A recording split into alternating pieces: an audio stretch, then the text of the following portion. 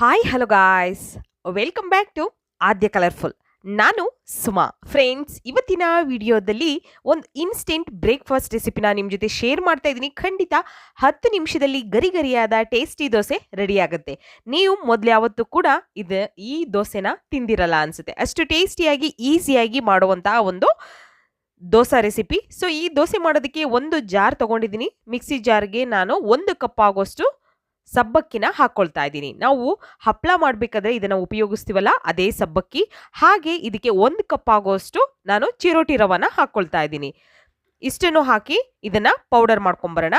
Friends, ನೀವೆಲ್ಲರೂ first time ನನ್ನ ಚಾನಲ್ಗೆ ವಿಸಿಟ್ ಮಾಡಿದರೆ ಪ್ಲೀಸ್ ನನ್ನ ಚಾನಲ್ನ ಸಬ್ಸ್ಕ್ರೈಬ್ ಮಾಡ್ಕೊಳ್ಳಿ, ಹಾಗೆ ಲೈಕ್ ಮಾಡಿ ಮತ್ತು ಶೇರ್ ಮಾಡಿ ಫ್ರೆಂಡ್ಸ್. ಓಕೆ, ನೋಡಿ, ಸಬ್ಬಕ್ಕಿ ಮತ್ತು ನಾನು ರವೆನ ಎರಡೂ ಕೂಡ ಪೌಡರ್ ಥರ ಮಾಡ್ಕೊಂಬಂದಿದ್ದೀನಿ. ಸೊ ನೀವು ಸಬ್ಬಕ್ಕಿ ಸ್ವಲ್ಪ ಪೌಡರ್ ಆಗಲಿಲ್ಲ ಅಂದರೆ ಸ್ವಲ್ಪ ನೀವು ಪ್ಯಾನಿಗೆ ಹಾಕಿ ಸ್ವಲ್ಪ 1 ನಿಮಿಷ ಅದನ್ನು ಹುರ್ಕೋಬೇಕಾಗುತ್ತೆ. ಹುರಿದು ನಂತರ ಪೌಡರ್ ಮಾಡಬೇಕು, ಸ್ವಲ್ಪ ಮೆತ್ತಗಾಗಿದ್ದರೆ.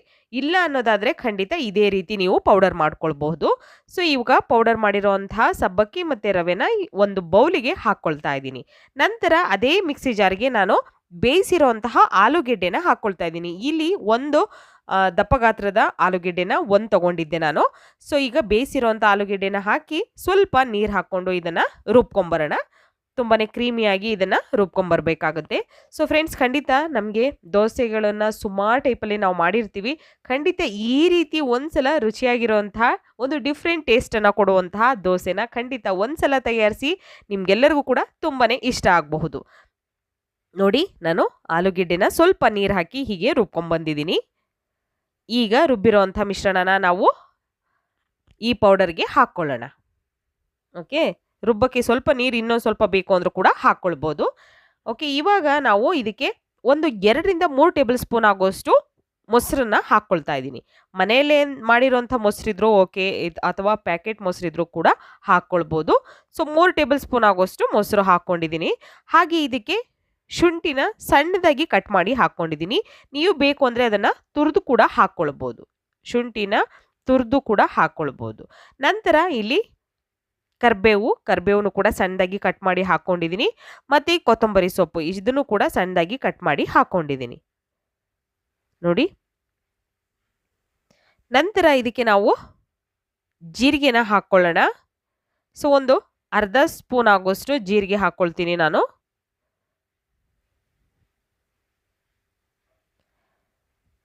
ತುಂಬಾ ಬೇಗ ಆಗುತ್ತೆ.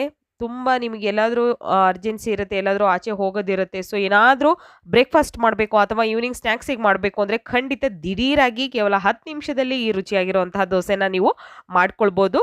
ಹೀಗೆ ರುಚಿಗೆ ತಕ್ಕಷ್ಟು ಉಪ್ಪನ್ನು ಹಾಕ್ಕೊಂಡಿದ್ದೀನಿ.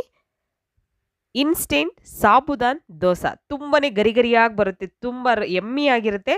ಸೊ ಖಂಡಿತ ಒಂದ್ಸಲ ಟ್ರೈ ಮಾಡಿ. ಮತ್ತು 2 ಟೀ ಸ್ಪೂನ್ ಆಗುವಷ್ಟು ನಾನು ಇಲ್ಲಿ ಕಡಲೆ ಬೀಜನ ಹುರಿದು ಪುಡಿ ಮಾಡಿರೋ ಅಂಥದ್ದನ್ನು ಹಾಕ್ಕೊಳ್ತಾ ಇದ್ದೀನಿ. 2 ಸ್ಪೂನ್ ಆಗುವಷ್ಟು. ಓಕೆ, 2 ಸ್ಪೂನ್ ಆಗುವಷ್ಟು ನೀವು ಕಡಲೆ ಬೀಜ ಪುಡಿನ ಹಾಕ್ಕೊಳ್ಳಿ. ಇವಾಗ ನಾನು ಮಿಕ್ಸ್ ಮಾಡ್ಕೊಳ್ತೀನಿ. ಸೊ ಸ್ವಲ್ಪ ನೀವು ಮಿಕ್ಸ್ ಮಾಡಬೇಕಾದ್ರೆ ಈ ಬೌಲ್ ನಿಮಗೆ ಚಿಕ್ಕದಾಯಿತು ಅನಿಸುತ್ತೆ, ಸ್ವಲ್ಪ ದೊಡ್ಡ ಬೌಲ್ನ ತಗೊಂಡು ಅದರಲ್ಲಿ ಮಿಕ್ಸ್ ಮಾಡ್ಕೋಬೋದು. ನೋಡಿ, ಇವಾಗ ಹೀಗೆ ನಾವು ಮಿಕ್ಸ್ ಮಾಡ್ಕೊಳ್ಳೋಣ. ಯಾಕೆಂದರೆ ನೀರು ಸ್ವಲ್ಪ ಜಾಸ್ತಿ ಹಾಕೋದ್ರಿಂದ ನಾವು ಸ್ವಲ್ಪ ತಗೋಬೇಕಾದ್ರೆ ಸ್ವಲ್ಪ ದೊಡ್ಡ ಬೌಲ್ನ ತಗೊಂಡ್ರೆ ಒಳ್ಳೆಯದು. ಇದು ನನಗೆ ಚಿಕ್ಕದಾಯಿತು. ಸೊ ಈಗ ನೋಡಿ ಮಿಕ್ಸ್ ಮಾಡ್ಕೊಳ್ಳೋಣ. ಸ್ವಲ್ಪ ನೀಟಾಗಿ ಮಿಕ್ಸ್ ಮಾಡ್ಕೊಳ್ಳೋಣ. ಹೀಗೆ ಮಿಕ್ಸ್ ಮಾಡ್ಕೊಂಡ ನಂತರ ನಾವು ಸ್ವಲ್ಪನೇ ನೀರನ್ನು ಹಾಕ್ಕೊಂಡು ಹಿಟ್ಟನ್ನು ಕಲಿಸ್ಕೊಳ್ಬೇಕಾಗುತ್ತೆ.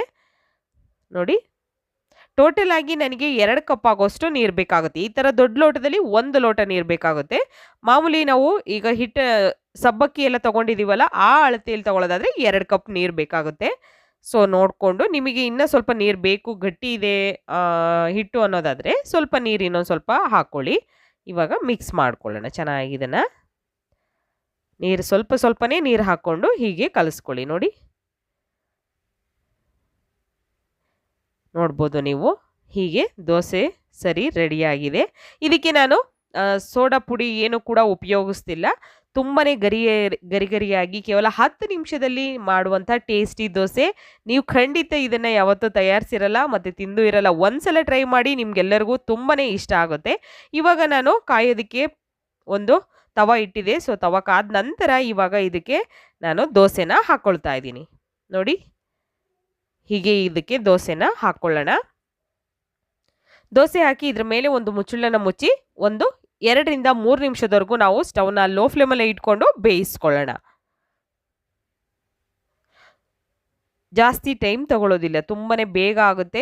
ನೀವು ದಿನಾಲೂ ಕೂಡ ಒಂದೇ ರೀತಿಯಾದಂಥ ಬ್ರೇಕ್ಫಾಸ್ಟನ್ನು ಮಾಡಿ ನಮಗೂ ತಿಂದು ಬೇಜಾರಾಗಿರುತ್ತೆ. ಖಂಡಿತ ಡಿಫ್ರೆಂಟ್ ಆಗಿರೋವಂತಹ ಒಂದು ರೆಸಿಪಿಗಳನ್ನು ಟ್ರೈ ಮಾಡಿ. ಎಲ್ಲರಿಗೂ, ಮಕ್ಕಳಿಗೂ ಕೂಡ ಇಷ್ಟ ಆಗುತ್ತೆ, ಹಾಗೆ ನಿಮಗೂ ಕೂಡ ತುಂಬಾ ಇಷ್ಟ ಆಗುತ್ತೆ. ಒಂದು ಹೊಸ ರೆಸಿಪಿ ಕಲ್ತಂಥ ಅನುಭವ ನಿಮಗೂ ಕೂಡ ಆಗುತ್ತೆ ಫ್ರೆಂಡ್ಸ್. ಓಕೆ, ಈಗ ನೋಡಿ, ಸ್ವಲ್ಪ ಮೇಲ್ಗಡೆ ನಾನು ಎಣ್ಣೆನ ಹಾಕ್ಕೊಂಡಿದ್ದೀನಿ. ಎಣ್ಣೆ ಅಥವಾ ತುಪ್ಪ ಯಾವುದನ್ನು ಬೇಕಿದ್ರೂ ಹಾಕ್ಕೊಳ್ಬೋದು ನೀವು. ನಂತರ ಈಗ ದೋಸೆನ ಈ ರೀತಿಯಲ್ಲಿ ತೆಗೆಯೋಣ. ತುಂಬಾ ಚೆನ್ನಾಗಿ ನೀಟಾಗಿ ಬರುತ್ತೆ. ಸೊ ಸ್ವಲ್ಪ ಕೈ ಸುಡ್ತಾ ಇರೋದ್ರಿಂದ ನಾನು ಅದನ್ನು ಸ್ವಲ್ಪ ಮತ್ತೆ ಅದನ್ನು ಈ ರೀತಿ ದೋಸೆನ ತೆಗಿತಾ ಇದ್ದೀನಿ. ನೋಡಿ, ಹೀಗೆ ತುಂಬಾ ಚೆನ್ನಾಗಿ ಬರುತ್ತೆ. ಎಲ್ಲೂ ಕೂಡ ಕಿತ್ಕೊಳ್ಳೋದಿಲ್ಲ, ಏನೂ ಆಗೋದಿಲ್ಲ. ತುಂಬಾ ಗರಿಗರಿಯಾಗಿರುತ್ತೆ. ಸೊ ನೋಡಿ ಎಷ್ಟು ಚೆನ್ನಾಗಿ ಬರ್ತಾ ಇದೆ ಅಂತ. ಈ ರೀತಿ ಬಿಡಿಸ್ಕೊಂಡ್ರೆ ಆಯಿತು. ಸೊ ದೋಸೆ ಪರ್ಫೆಕ್ಟಾಗಿ ಬಂದಿದೆ ನೋಡಿ, ತುಂಬಾ ಕ್ರಿಸ್ಪಿಯಾಗಿದೆ. ಸಾಬುದಾನ ದೋಸೆ, ಖಂಡಿತ ಈ ಸಬ್ಬಕ್ಕಿ ದೋಸೆನ ನೀವು ಮನೆಯಲ್ಲಿ ಟ್ರೈ ಮಾಡಿ. ತುಂಬಾ ಬೇಗ ಆಗುವಂಥ ಒಂದು ದೋಸೆ ರೆಸಿಪಿ. ನೋಡಿ ಎಷ್ಟು ಗರಿಗರಿಯಾಗಿದೆ, ನೋಡಿದ್ರೇ ಗೊತ್ತಾಗುತ್ತೆ ಗರಿಗರಿಯಾಗಿ ಬಂದಿದೆ ಅಂತ. ಸೊ ಇವಾಗ ಇದನ್ನು ಈ ರೀತಿಯಾಗಿರೋವಂಥದ್ದನ್ನು ಈಗ ಒಂದು ತಟ್ಟೆಗೆ ನಾವು ಸರ್ವ್ ಮಾಡ್ಕೊಳ್ಳೋಣ. ನಾನು ಇನ್ನೊಂದು ದೋಸೆ ಕೂಡ ಹಾಕಿ ನಿಮಗೆ ತೋರಿಸ್ತೀನಿ. ನೋಡಿ, ಈಗ ಆಗಿದೆ. ಇದನ್ನು ಒಂದು ಪ್ಲೇಟಿಗೆ ಸರ್ವ್ ಮಾಡ್ಕೊಳ್ಳೋಣ. ತುಂಬಾ ಈಸಿಯಾಗಿ ಕ್ರಿಸ್ಪಿಯಾಗಿರುವಂಥ ಇನ್ಸ್ಟೆಂಟ್ ಸಾಬುದಾನ ದೋಸೆ. ಖಂಡಿತ ಮನೆಯಲ್ಲಿ ಒಂದ್ಸಲ ಟ್ರೈ ಮಾಡಿ, ಹೇಗೆ ಬಂತು ಅಂತ ತಪ್ಪದೆ ನನಗೆ ಕಾಮೆಂಟ್ ಸೆಕ್ಷನಲ್ಲಿ ತಿಳಿಸಿ ಫ್ರೆಂಡ್ಸ್. ಇವಾಗ ನಾನು ಇನ್ನೊಂದು ದೋಸೆನ ಹಾಕ್ಕೊಳ್ಳೋ ವಿಧಾನವನ್ನು ತಿಳಿಸ್ಕೊಡ್ತೀನಿ. ನೀವು ಬೇಕು ಅಂದರೆ ಪ್ಯಾನಿಗೆ ಎಣ್ಣೆ ಹಾಕ್ಕೊಳ್ಬೋದು, ಇಲ್ಲ ಅಂತಂದರೆ ಹಾಗೆ ಕೂಡ ನೀವು ದೋಸೆನ ಮಾಡಬಹುದು. ಸೊ ಈ ರೀತಿಯಾಗಿ ನೋಡಿ, ಹೀಗೆ ನಾವು ದೋಸೆನ ಹಾಕ್ಕೊಳ್ಬೇಕು. ನೋಡಿ, ಈ ರೀತಿಯಲ್ಲಿ ಹಾಕ್ಕೊಂಡಿದ್ದೀನಿ ನಾನು. ಸೊ ಈಗ ಇದನ್ನು ಮುಚ್ಚಳ ಮುಚ್ಚಿ ನಾವು ಬೇಯಿಸ್ಕೊಳ್ಳೋಣ. ಒಂದು 2 ರಿಂದ 3 ನಿಮಿಷ ಟೈಮ್ ತಗೊಳುತ್ತೆ ಈ ದೋಸೆ ಬೇಯೋದಕ್ಕೆ. ಕ್ರಿಸ್ಪಿಯಾಗಿ ಬರಬೇಕು ಅಂದರೆ ನಾವು ಅಷ್ಟು ತನಕ ಬೇಯಿಸಬೇಕಾಗುತ್ತೆ. ಸೊ ಇವಾಗ ರೆಡಿಯಾಗಿರೋಂಥ ದೋಸೆನ ನಾವು ಸರ್ವ್ ಮಾಡ್ಕೊಳ್ಳೋವಂಥ ಟೈಮು. ತುಂಬಾ ಈಸಿಯಾಗಿ ಗರಿಗರಿಯಾಗಿರುವಂತಹ ಒಂದು ಮಸಾಲೆ ದೋಸೆ ಥರನೇ ಒಂದು ರುಚಿ ಕೊಡುವಂತಹ ದೋಸೆ ಅಂತ ಹೇಳ್ಬೋದು. ದಿಢೀರಾಗಿ ಕೇವಲ 10 ನಿಮಿಷದಲ್ಲಿ ನೀವು ಗರಿಗರಿಯಾಗಿರುವಂತಹ ಒಂದು ಟೇಸ್ಟಿ ದೋಸೆನ ಖಂಡಿತ ಟ್ರೈ ಮಾಡ್ಬೋದು. ತುಂಬಾ ಬೇಗ, ತುಂಬ ಈಸಿಯಾಗಿ, ಯಾವುದೇ ರೀತಿಯಾದಂಥ ಸಮಸ್ಯೆ ಆಗದಂಗೆ ರುಚಿಯಾಗಿ ಇನ್ಸ್ಟೆಂಟ್ ಸಾಬುದಾನ ದೋಸೆ ರೆಡಿಯಾಗುತ್ತೆ. ನೀವು ಕೂಡ ಟ್ರೈ ಮಾಡಿ ಫ್ರೆಂಡ್ಸ್. ಓಕೆ, ಇವತ್ತಿನ ವಿಡಿಯೋ ಇಷ್ಟ ಆಗಿದೆ ಅಂತ ನಾನು ಭಾವಿಸ್ತೀನಿ.